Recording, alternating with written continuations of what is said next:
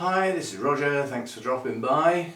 Welcome to the Sunday chat, the only video remaining as it always has been. A few things, quite a few things actually, but mainly a report about the show yesterday, how that went and what I came home with. That'll keep you here till the end, won't it? Yes, we have got some new plants and some other things. One other thing, I've got several people have said, why don't I use a microphone? Well, I'll explain why, and I'll do it once. I've got one and we tried it out around the old place. First of all, this camera doesn't have Bluetooth, so to use a microphone it has to be wired to the camera. So I'm tied via a wire, and there's a wire dangling across to the camera, which I don't like. Plus it's restrictive. If I turn round, I've got to worry about a wire. So that's the number one reason why. The second reason is the camera is geared up to a pair of very good quality stereo microphones. And if you plug an external microphone in, it just sort of thinks, meh. And the sound quality is not good. So that's one reason for stopping it, and a second reason. The third possible option is to actually get a new Bluetooth microphone that would record direct to the laptop. So I'd be here with a microphone with no wires, and a gadget would plug into one of the USB ports or direct via YouTube to the laptop. I've then got a video here with sound on it from the microphones and another soundtrack on the laptop as a separate entity. I'd have to take the soundtrack off of the video and merge that soundtrack with the video and sync it perfectly. Otherwise it will look like one of those cheap kung fu movies where the mouth does one thing and the sound does something totally else. So effectively, no. That's the simple answer. Sound may come and go now and again. I've had very few complaints that people can't hear me, and for the hassle it's not worth it. It's just not worth it. And I'm certainly not venturing into a microphone to try and record on the laptop. The hassle factor there and the possibility of sound out of sync is just not an option. So there we go, that's that one done. I don't mind these suggestions, they are nice ideas, and with possibly a different camera it would be a brilliant idea, but not with this one. You know, it's and I'm certainly not buying a new camera, not until that one fails. And so far, touch something, wood, it's doing well, that camera. It was a special deal when I got it. I couldn't afford that camera new. Nearly £1,000. You know, I haven't got that sort of money lying around. If that camera fails, we'll be getting a cheap one, £150 camera, and we'll have to put up with that. But it would be a lot more modern. Yeah. Anyway, so that's the sound thing done. I'm using the lights now for not much longer. What I'm doing now each day when I'm here, like I wasn't yesterday because I didn't get back till well past the point where I would need to turn them on. So there'll be an odd day when the lights don't get used. But there won't be many more for a while now, until the point where they don't get used at all. I'm aiming at 12-hour days, and at the moment when I use the lights, from the point it starts to get dark, I turn them on to make the day length up to 12 hours. And I'm sticking with that until the real world catches up with 12 hours. Now that's not 12 hours between sunrise and sunset, that's not 12 usable hours, that's only 11. So I've got to wait till my software that I use, where I go and have a look at such things, I've got to wait till that says 13 hours, because that's 12 hours of usable daylight then. But you have to bear in mind, I'm not sure how much of a good experiment this is going to end up. We've just had, officially now, in the south of England, the wettest February we've ever had on record. What goes with wet weather? Cloud. heavy overcast, not a lot of light around. So although I've been using the lights to extend the day length, the quality of the light for many of those days in February has been rubbish. So I'm not sure how much good these lights would have done. They'd have done absolutely brilliant if they'd been on all day and extended the day length. I haven't got that sort of money lying around to run, you know, the lights all day long. It's not happening. I can't afford it. Right, so that's that. Just for a break of me chatting, I've got a new bloom opened. It's not a first time bloomer. It is for me. This is my first set of blooms, but it was in bloom when I got it, so it's not like the first time I've seen it. But as often is the case when I'm away all day, things open. There are other things opening, but not quite open, so I'm not going to show you those today, but I will show you this one. It's a pity this plant wasn't fully up and running for the show, because I know it would have done very well, having been there now. But this is Cymbidium tiger tail, and it's got one bloom fully open. They're lovely little blooms, and this is in fact a miniature Cymbidium. Now it doesn't look like it because of the size of the plant, but it's the leaf size. This is a tall pot. If you take away the pot and then look at the size of the plant, this is a little miniature. So the first spike is starting to open. There's another spike down here, at a funny angle. There's another spike here, and there's another spike round here. So we've got 4 altogether, I think, this time round. And yeah, and this one's already starting its new growths. So, nice Cymbidium coming out. I must admit, when I started getting a few extra Cymbidiums, I was worried that having never grown Cymbidiums and not taken much notice of them because of their size, I mean, in the other place I wouldn't have been able to have the Cymbidiums because they've got to come inside in the winter. I wouldn't have had room. They'd have been on the floor and I'd have had to keep stepping round them, tripping over them and, you know, whatever. So it wouldn't have worked. But now here I have that extra space. I mean, I've got these 2 outside tables in just to accommodate Cymbidiums in bloom during the winter time.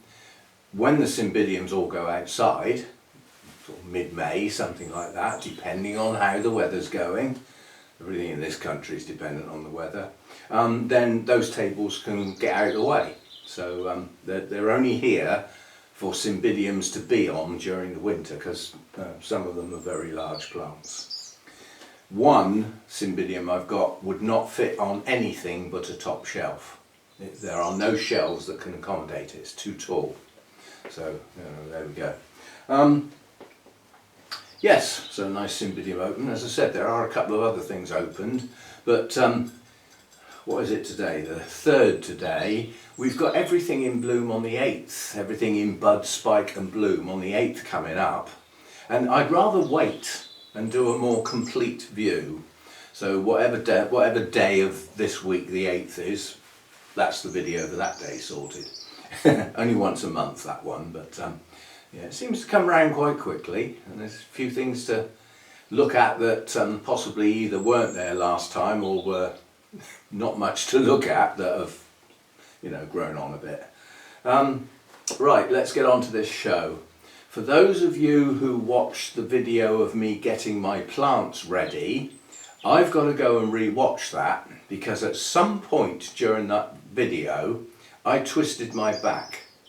Now I don't know what did it, but it's on film. It happened during filming that video, so I've got to go and watch it again. I haven't had a chance yet to see where it happened, just to understand what I did wrong. I didn't lift anything heavy, so I think it's a twist. I think I lifted something at an awkward angle as I was stretching or something like that, but I'll go back and watch the video. At the point I said ouch, or just before. You can go and watch it yourself if you like, have a giggle. But anyway, as a consequence, yes, Friday evening, sitting in my comfy chair with my support cushion, unable to move, thinking I might not even be going to bed tonight, I might just stay where I am and sleep in the chair.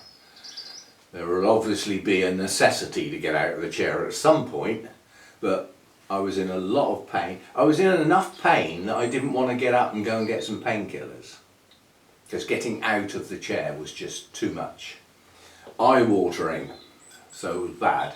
So I phoned Lynn, our chairman, and I actually told her, I'm glued in my chair at the moment. I don't know what I'm going to be like tomorrow morning when I get up out of bed, if I manage to get to bed.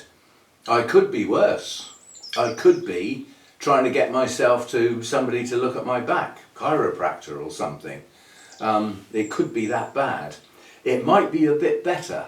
It might be a lot better. It might have gone away, but at the moment it's unknown.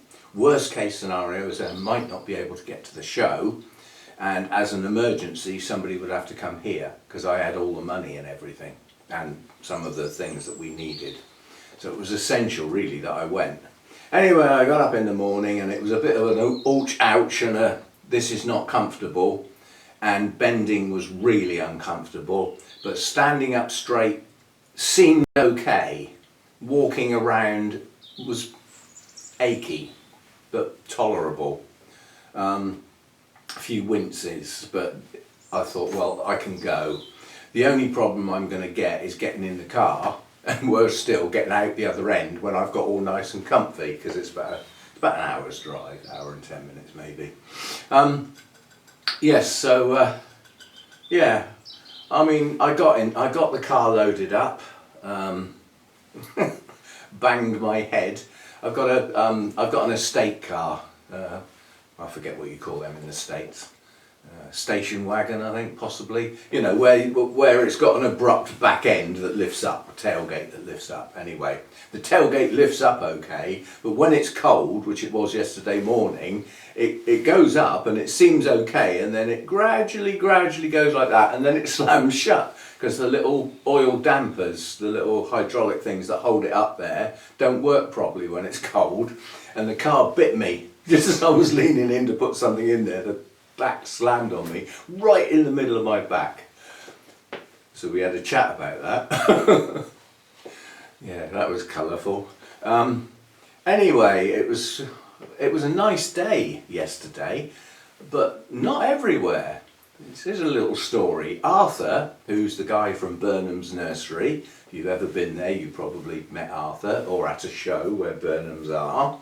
And when they've got a show on a Saturday, they load the van up Friday afternoon, and then the van stays inside the nursery. They've got a place where they back in and shut the doors, so that the orchids in the van are actually at the same temperature as the nursery. And then Arthur gets up nice and early and drives to the nursery to pick the van up. So he came out of his house and his car was all iced up. So he had to de-ice his car to be able to drive to the nursery. And then he got in the van and drove to our show. He went through rain, followed by really thick fog, slowed him right down. He then had heavy hail. He then had snow, and then the sun came out. So he said, I've had every type of weather you can have in this country apart from a gale, just in one drive. I mean, it's a fair distance, I suppose. From me to Burnham's is 105, and I think from me to where the show was is about 50, something like that. So, yeah, he'd had a fair drive, but he'd had all of the weather all the way through, which I thought was quite good, you know, for a day out. And then on the way back, hopefully, during the day yesterday, in the afternoon, there was quite heavy snow in parts of the southwest of England.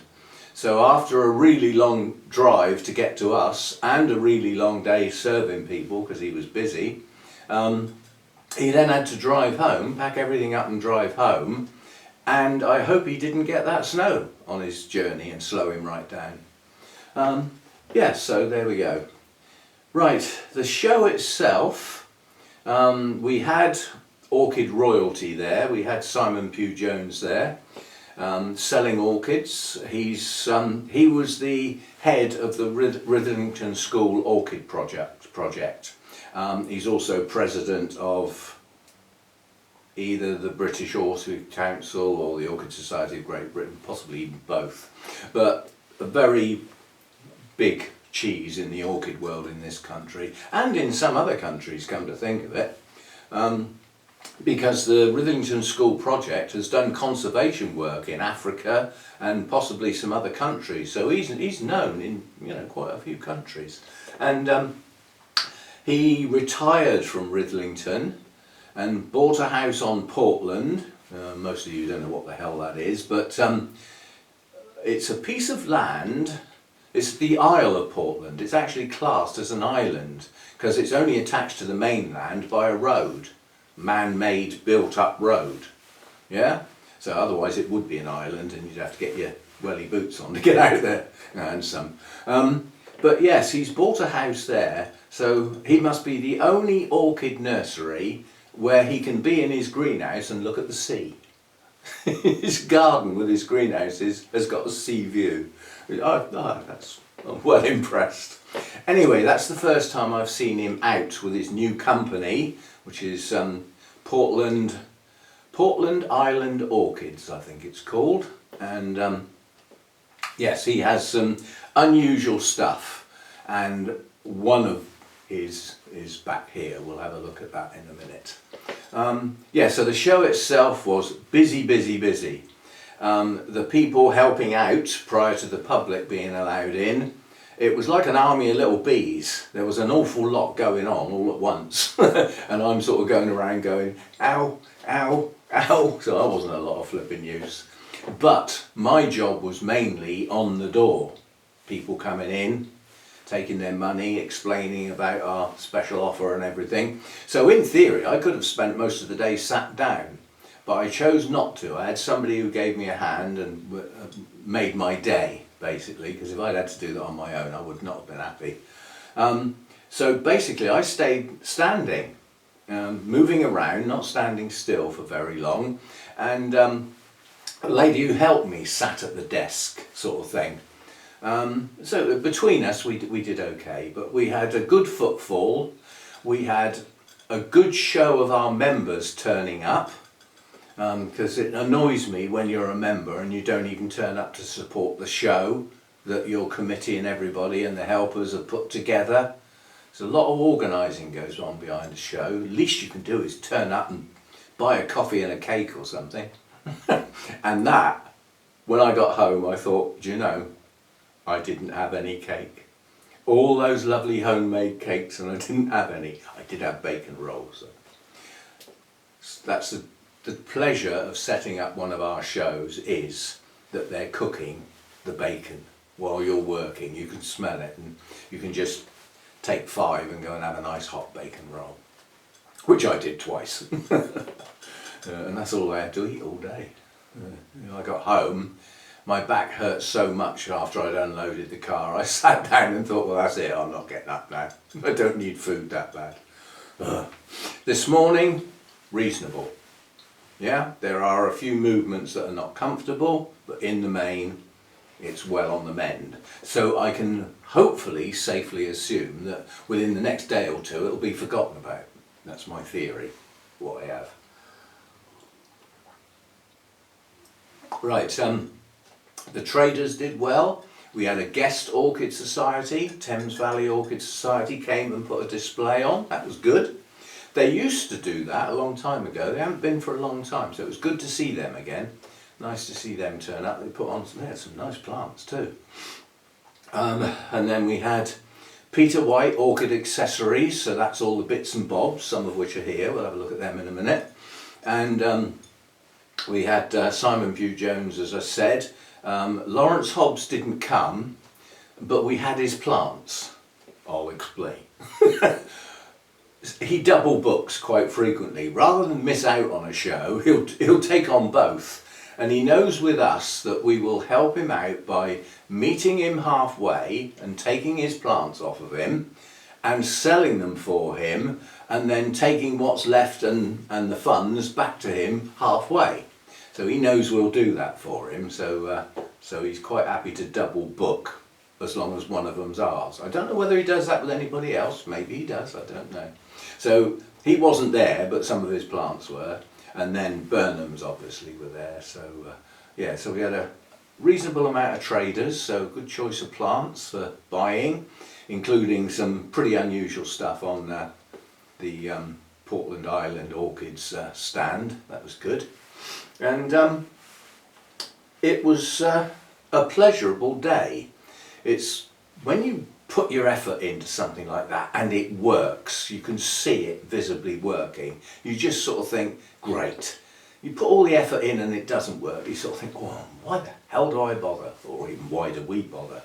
Anyway, it worked well. Our recruitment drive was, it was £3 entry, and for a single person, normally it's £15 subscriptions for the year. So our special offer, as a one-time only offer yesterday at that show, was if you joined the society at the show, we would give you your money back, your entry fee. So instead of paying £15, you only pay 12, and we'll give you a Phalaenopsis orchid and a Phalaenopsis care guide. So you get that. And that orchid was probably worth over 10 quid. So if you quickly do the maths, you had a job to lose, really. It was worth doing it. And unfortunately, well, I say unfortunately, we'll wait and see the consequences, but we had a lot of people took the offer up. We had, I think it was 17 individual members have joined. They're handy because they are more likely to get involved possibly with the committee or to become a little more involved. Some of them were what I consider younger people, you know, between 50 and 80. So anyway, some new faces, and on top of those 17, I think there were 5 couples who joined. So effectively 27 new individual members. I don't know what we're going to do with them all if they all turn up at the meeting. In amongst those will be some that we never see again. Or they might turn up just for shows. You know, I don't know. Maybe I'm being pessimistic. But yeah, it worked well. Now I've still got to sit down and do all the finances. I know that both the raffle and the catering did very, very well. They've made really good profits. Because don't forget, for this show to work from a treasurer's point of view, we at least need to break even or make a small loss, but not a big hole in the finances. And the cost of the orchids that we bought in for this special offer, for this recruitment drive, you know, you're looking at 600 quid's worth of plants there. So somewhere along the line, I'm hoping that the finances show that it's somewhere up near that. Well, if you look at 27 people joined, if you look at the 17 people, they paid £12 each. That's quite a lot. And then the other 5 couples paid £17 per couple. That's quite a bit. And the raffle and the catering, they made over £100 profit each. That's quite a bit. And then we've still got to add in those that came in the door, yeah, that all paid £3 to get in, yeah, and there were about 130 of them. I think we're okay. I think I'm going to be pleasantly surprised. It's going to take me practically all day tomorrow to sort that flipping lot up. I just got a tin full of coins and notes and bits of scrappy paper with stuff written on. That'll be fun, but it's my day off. I don't mind doing that on my day off. The day off is from filming and from the orchid world, so that's that. So I believe the show was a major success, and I was on the door, and Tony, the show manager, we had the mayor comes in with all his rattling stuff, big chain and all that sort of stuff, and other half, and we had another mayor from another town nearby that came incognito without the uniform on. So we had 2 mayors there. One of them was presenting the silverware, And I was out on the door and Tony said, "Roger, can you come and get your cup?" What cup? I actually got a cup. And guess what? I can't show it to you because I left it there. I forgot to pick it up when I was packing up. Pain is a mind killer, trust me. If you are in pain, you don't think straight. So whereas I was over the moon at getting a cup because it was unexpected, I'm going to sneeze. There you go. Predictable.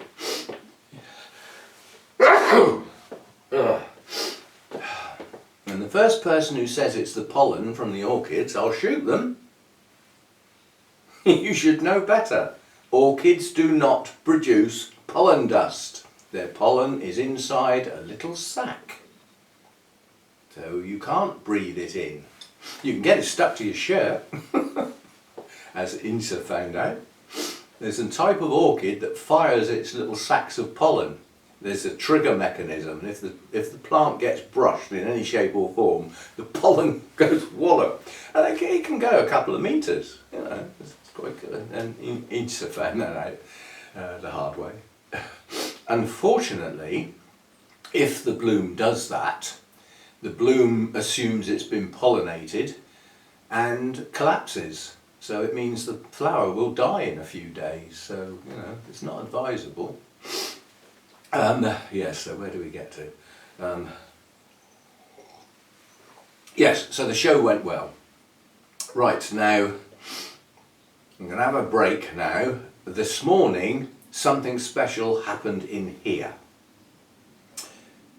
So what I'll do now is the clip I filmed, whatever it was, 8 o'clock this morning, 7:45, something like that. I'll put that on now while I rearrange the camera and all that sort of stuff. So I'll be back shortly. After all the rain, finally we get a sunny morning. We've got white frost out there, but because the sun is able to shine, I now know that it's reached the grow room. The first time the sun has come in the grow room in 2024. It will be a morning thing as and when the sun shines, which recently is, well, we've just had the wettest February in the south of England ever. Yeah, well pleased. It's only a little clip, but I'll tag it in the middle of the Sunday chat or something like that. It's just, I'm just well pleased that finally the sunshine has reached the grow room. At this time of day, it's not going to generate heat, unfortunately. Could do with the heat as well, but anyway, sunshine in the grow room in 2024, a first. Okay, those that saw me setting up the plants ready to go to the show will recognise sort of this. They didn't necessarily go back in the same as they came out. When packing up, there is an element of speed involved. It's like somebody's switched the going home lights on and everybody's, you know, packing up and chucking stuff in vehicles like anybody's business. I had to wait because my back was bad. I was hoping to get some help, there was plenty of help around, so I wanted to wait so that I could get the car as close to the door as possible. So I was one of the last to go, basically. Second to last vehicle anyway. It's just one big camper van ready to last thing to go. But anyway, the special offer for the new members, which I've just covered. If you were an existing member, to celebrate the 50th anniversary, you got a free orchid if you came to the show. And on top of that, if you didn't want one of the mini Phalaenopsis that were the basic offer, we got some larger ones in. And if you wanted one of those, you could pay an extra £5 to get a bigger one if that's what you wanted to do. So that's what I did. So we'll have a look at that.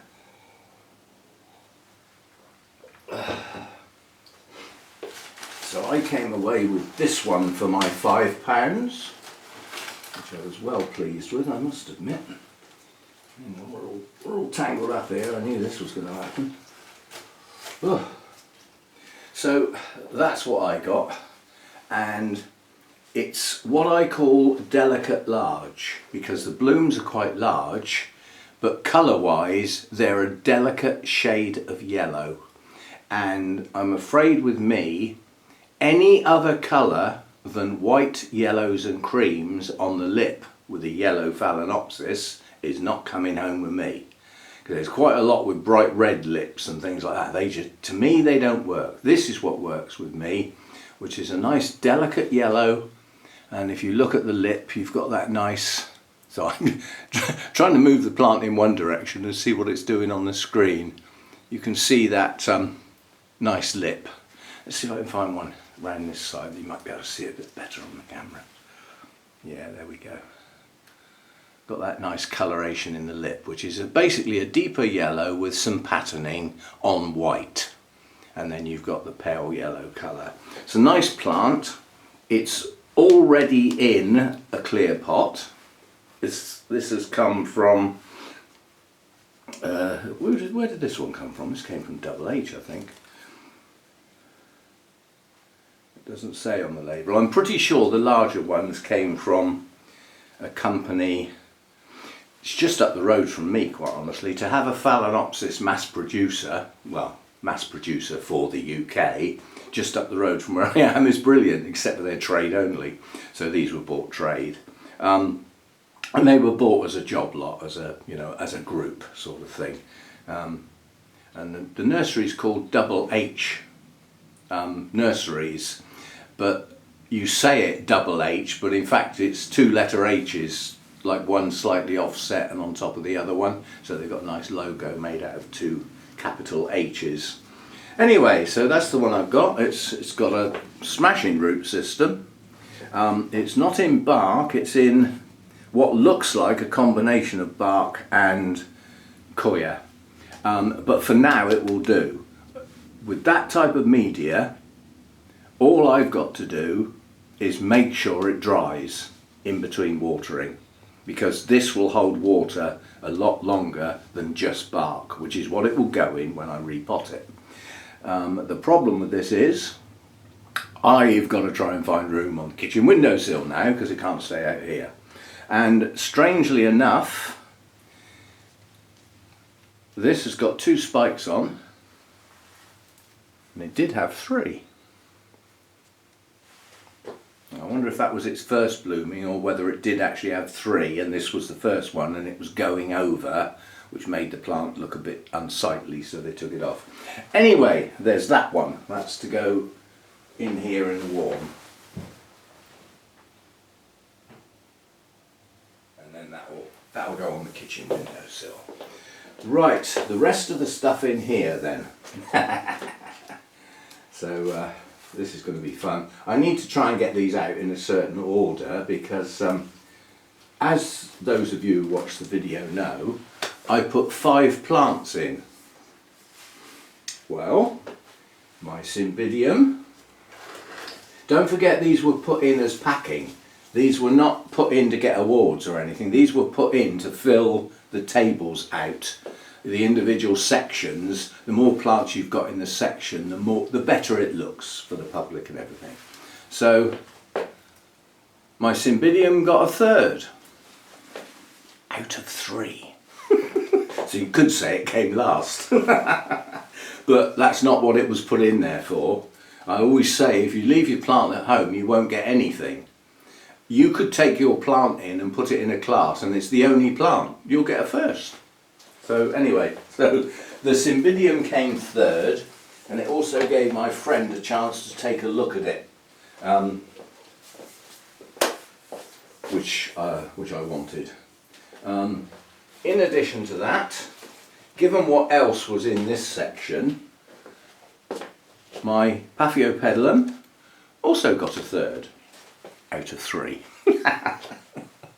So both of those classes only had 3 plants in, so everybody got something.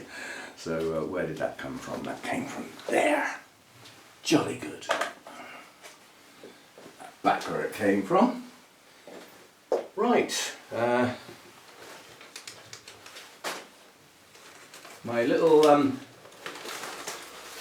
miniature Cymbidium Now, I was a little hopeful with this because really you don't see many miniature Cymbidiums around. They're not around much. But that got a second. It was very close to getting the first, but you've got some judges are biased towards species rather than hybrids. This is a hybrid. The other plant in the class was a species. And I'm surprised it got the first because it only had 2 blooms on it. But it could be that that's an incredibly difficult Cymbidium to bloom. So that was special. I don't know that. But anyway, I mean, this one did have quite a lot of blemishes on that one bloom, so it took the edge off of it. I suppose I could have taken it off. But, anyway, so the little Cymbidium got a second. Yay! That goes back up there. Sorry, just keep the camera. And then, surprise, surprise, given what else was on the table, Prima Donna got a first. And I'm surprised because there was a very good, well-flowered, large caned, quite a lot of leaves type nobly there. So anyway, that one got a first. Well pleased. Well pleased. Yeah, so that was good. And then the biggest surprise of the lot was this Oncidium type. That also got a first. And there was at least one other very nice plant in that class. That surprised me because, you know, I suppose when you look at the plant, it's got lovely clean bulbs, they're nice and plump, the leaves are nice and green, it's got 2 spikes, but I'm surprised that got the first. So let me just tuck that back where it goes. There's more.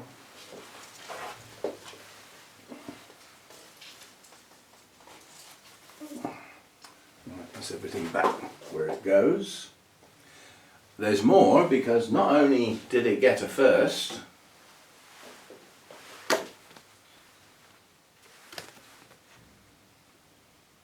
best Oncidium in show, and I got a cup which I left there. I'll get that at the next meeting. But yeah, and they did a good job this time round with the certificates because they're laminated, and they've also got the 50th anniversary logo on there. So that one's a bit special because that can't exist ever again, not with the logo on. So yeah, well pleased with that. So that little Oncidium got best Oncidium in show. The thing is with Oncidiums, there's several classes they can appear in. You know, so you've got Oncidium species, Oncidium hybrids, but then you've got groups of 3 where you can also get Oncidiums, and there's groups of 3 all species, groups of 3 species and hybrids. So there can be Oncidiums. You've also got the novice class and the grown on a windowsill. They can all have Oncidiums within them. So yeah, best in show. Yay! Right, so get rid of that. And now, bits and pieces. Orchid accessories. I got some bark. Nice big bag of bark, and it's damp. So I will open the top so that air can get out and lean that against the radiator in the lounge where I keep all my RO water and stuff, and dry that off. It's only, that's condensation. It's not soaking wet. The bark isn't soaking wet, but it does need to be dried out. So that's my medium bark sorted. Yeah, that's that done. And then in addition to that, you heard me talk about getting some low nitrogen feed so that I can try out this concept that as soon as you see a sign of a spike or buds, or they are predictably about to happen, you whack the nitrogen right down and feed without the nitrogen, or very little of it, and apparently it will make for more compact spikes, yeah, and much better colours on the blooming and potentially more blooms as well, providing what you've got left without the nitrogen is a balanced feed with all the micronutrients, which is what this is. So its basic construction is 312-6. It's a well-known brand. I think the brand is actually American. I think they might have even gone out of business now. But you won't be able to read it, but on the back are all the other nutrients as well. So everything's in there that's necessary. It's a liquid plant food, so it'll be easy to mix up. No waiting for it to dissolve. It's not a large quantity to use each time, so although that looks like a tiny bottle, that will last a long time. And we will see if that works. This will be given a chance. Never tried it before. Now that cost just under 10 quid. And I didn't look to see how much the bark was, because at the end of the day I needed it. So it's whatever it costs, isn't it? When I went to pay, Peter White said, that's 22 quid for you. Well, given that that was 10, that big bag of bark was 12 quid. I think you might have got something wrong there. I'm sure that's worth a lot more than that. Anyway, so those were the bits and bobs, just those two items. I nearly got some pots, but they were a similar size to some that I've already got. The size that I really want isn't produced anymore. I chatted to Peter because he's in the know, and he said they don't do that size anymore. They've basically gone from 7 to 9 to 11. The 8s and the 10s have just gone. You can get them in black, but not in the clear pots apparently. Right, so what's left then? What's left is shrouded in mystery and suspense. It's story time. And this story is true. It's as true as I'm riding this bike here. Yeah, it is actually true. This came from Ridlington, so it came from Simon Pugh Jones. You can't probably get a more reliable person than that. So he said, oh, there's a story behind this. And I said, oh yeah. I said, I like stories because, you know, for the video things. He said, right, well, this strain of this particular orchid came from the Far East originally and was bought back by a British spy who was out there at the time, who later went on to become the head of MI6. That's why I'm keeping it covered up. Yeah, so that guy brought this strain back, and Simon has kept this strain going, you know, and sort of reproduced from it and everything, split plants up, is what this is, to keep that strain going, because he said it's a very good version of that species. It's better than most others you will come across. It's got a bolder colour to it, nicer shape, so that's where it came from. Came from the head of MI6, well, as was then. Not the person that's doing the job now. You know, there was a time you couldn't find out who was doing the job because that was secret as well. So yeah, it's come from a spy. I suppose you'd like to know what it is. That would help, wouldn't it? It's not actually anything dramatic or anything as a plant. It's just one that I had once, didn't grow very well around the other place, fancied replacing it, and when I heard that Simon's version that he had some of, he had some others. He didn't only have this strain of this species, he had some others as well. But he looked out one of these for me, you see what I mean. So yeah, that's his business card. He's got the lighthouse on it and everything. It's quite nice. Yes, so what have we got then? What have we got? As I said, it's not really anything special as a plant. It's not a large plant, it's just off a seedling. It's coming up to, I believe, its first flowering. So what have we got then? What we've got is Coleogene cristata. So like I said, it's nothing incredibly rare or special, but this strain of it is. because this strain, you can't get this strain anywhere else. You might be lucky and come across it out in the Far East still. Yeah, so for me this is a bit special, but it is a small plant. This is to grow on, which I will do my best to do. But out of the plants that were there, what I was pleased about, although this is a small division, these do not like being repotted. They don't like their roots being disturbed. So once this is finished blooming, it's got a nice spike on it coming, so we should get 1, 2, 3, 4. We should get 4 or 5 blooms off such a small plant. That's quite good going. But this has also got a reputation for climbing. If you look at the latest bulb with the spike, there's no roots underneath it, and it's higher than the top of the pot. It will probably produce some roots at some point, but not yet. So the only roots this could have, well, we got roots coming out the bottom of the pot, so it's got some, are going to be under these 2 more mature bulbs. And I can now reasonably safely say it's a division because there's a spent flower spike on the previous bulb. Well, there's no way that that bloomed at that size plant, so this is a division. So it's come off a larger plant and it's had chance to root, so that's good. So we will grow this on into the largest plant I can get, so that at this time of year, in future years, we will have a mass blooming of Coelogene cristata. But I will have to take great care. This will need to go in a bigger pot. I'll have a look and a read about when is the best time to do this type of Coelogene. You notice this one, the spike comes out from the base of the bulb.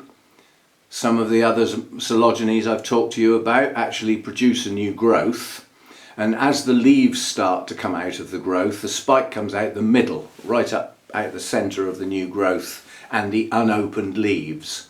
And then after the spike finishes, the leaves carry on growing and open, and then it forms its bulb. This is not one of those. This is a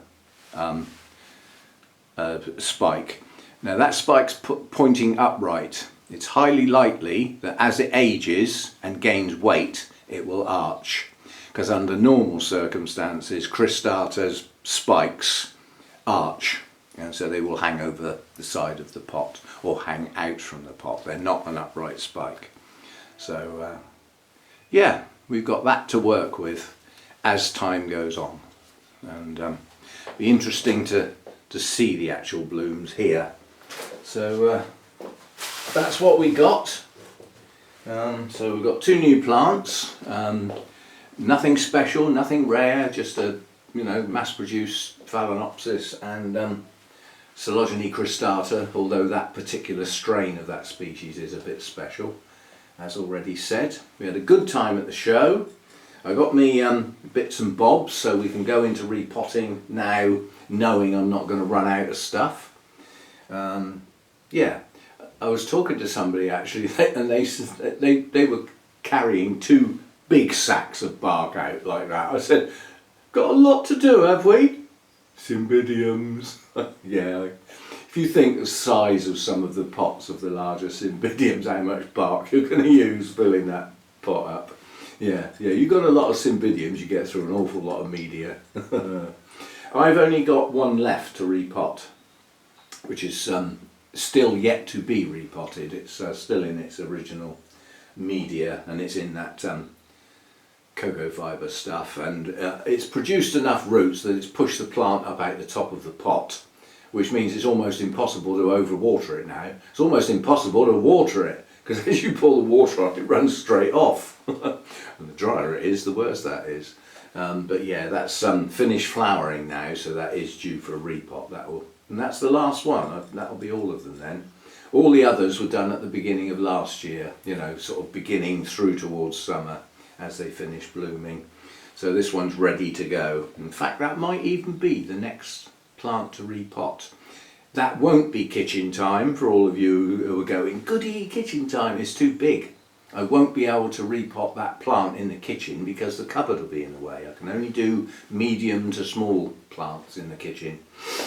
But we will be it's March now, we're heading into March, April is repotting time, and I've got a lot to do, an awful lot. A fair few of them will be replacing, should I deem necessary, the small bark perlite and broken up sphagnum moss mix that I used quite a lot of last year, and I'm determined for that not to age and start taking root systems down. So it's going to get refreshed probably a bit more often than I need to, but I'd rather err on the caution side rather than take the risk, if you see what I mean. So there we go. So that's your Sunday chat. Things coming up. At the beginning of next month is the special trip. Hannah will be coming along to that, as far as I know. We're off to the Mathers Foundation to look at their wonderful foundation collections. It was at one point just the Oncidium collections, the odontoglossums, and the Cymbidiums. That was their thing. They took on board the national collection of Pleonies, or Pleonies, however you say it, and have expanded on that. And they've got in some other private collections, got them all virus checked and everything, and set them up. So when you go there now, they've got Masdevallias, they've got Miltoniopsis, they've got bulbophyllums, however you say that. So it's not just that couple of genera now, there's a lot more to see. Now obviously some things are not going to be in bloom, but beginning of April, March into the beginning of April is the main Oncidium blooming season. The Cymbidium season to a degree will be coming to a close, but there still should be enough out. I mean, there's one whole greenhouse dedicated to Cymbidium, so there's bound to be enough there to, to see. I am allowed to film. The one thing I won't film though is Jim Durrant's actual tour, because he does a talk, takes you round, says about the plants, says about how they, repot and how often with their odontoglossums and temperature ranges. You get a really good tour and a really good talk, but it would be unfair to film that and make that public because they are a private organisation. So as I say, it is a foundation, so it would be unfair for that to go public. So I wouldn't even ask if I could film it, because I just won't. If you want to see it, you've got to book up, get yourself a space and go there. See it for real, in person, as they say. Yes, so there we go. A more lengthy Sunday chat this week. Sorry it was so short last week, but this is more like the normal Sunday chat that people seem to enjoy. A word about the channel changes, without going mad. They've worked. All you've got to do is go back. If you go back looking at the videos, the recent videos, there's a black one. I mean, the thumbnail is like black with my logo on it. This channel needs to change, I think it's called. If you look from that point forward and look at the number of views, most of them have gone over 1,000. One's gone over 3,000. It's working, yeah? The number of views is much, much higher now. In the comments section, many are there, comments, that's good. Everybody who's leaving a comment is helping the channel, yeah? And looking down the names of the people leaving the comments, there's an awful lot I don't recognise. Well, those are going to be new people, aren't they? Look at the subscribers. In the last couple of weeks, I've got over 200 new subscribers. That's new people. And the idea of the changes is hopefully to keep these new people and make them welcome and hope they like what they see and come back. So the changes, the theory seems to be working well so far. And YouTube is a little bit like a roller coaster. A channel can start to grow. Because it's growing, YouTube pays more attention to it, so it starts to grow a bit more, and YouTube pays a bit more attention, and it can start to grow at a much faster rate as a consequence of the fact that it's growing. So you good people, whether you're a new subscriber or an existing one, long-term one, whatever, watching the videos, doing the thumbs up, the likes, and leaving a comment is what is making this channel start to go. my changes, the more elaborate and more colourful thumbnails with much more sensible, short, to the point titles, is what is catching people's eye, which is what's getting the new subscribers. The combination of all that, we are well pleased. So thanks a bunch for all the people who've helped out, contributed, and don't forget, hit that like button unless you really dislike the video. If you're not subscribed, please do so. It doesn't cost anything. It's a bad word, subscribed. It always sounds like you've got to pay. No, you haven't. It just helps the channel look as though it's growing. And surprising actually, comparisons. A big channel puts a video up and perhaps gets 5,000 views in the first couple of days. Wallop! Cool. I aspire to that level. That'll be the day. And then you have a look and there's like 30 comments. I get 1,000 views and I've got 40 comments. I'm doing okay. I am well pleased and the changes seem to be doing the job. All we've got to do is keep it going and keep at it. So no slacking, you lot. I'm watching you. No slacking off. You know, don't forget, before you leave the video, do that thumbs up. It all helps. Leave a comment. You know, doesn't matter. Some people left a comment saying comment. It's a comment. YouTube don't read them. They're all comments. They all do good. And watching the videos, obviously, you know, I've explained all that before. But yeah, I'm well pleased with the way things are going. It's working well. And this month, the other channel, Roger's Garden and Bonsai, will start getting work done. There's some things to look at in the garden coming soon. And I can see one of my bonsai has got bug break. So that's my first bonsai repot coming up this week. And that's a bit different to a normal bonsai repot because it's actually 3 trees in a pot that I'm going to separate out. I may join 2 together and try and get a twin trunk, but it's at least 2 trees, if not 3. But it's 4 really, because on the top of one of them is an air layer and there's roots showing. So we may be separating the air layer and potting that up separately. So in theory we could get 4 trees out of that one pot. And that will be the first one, because as I said, I can see bug break just about. Yes, so that channel's going to start getting busy again. It's that time of year. It's never going to be a busy channel in the winter. It's, you know, gardening and bonsai is just not a lot going on. So there we go. Keep your eye out for that if you're interested in watching the other channel as well. That will have some activity this week as well, providing it's not pouring with rain all flipping week. The sun's out today. It's absolutely marvellous. And I will see you next time. Thanks for dropping by. Day off tomorrow, and apart from everything in bloom on the 8th, whatever day that is this week, the rest of the videos this week are unknown, but one of them may well be repotting that Cymbidium. So look out for that. And thanks for dropping by. See you next time.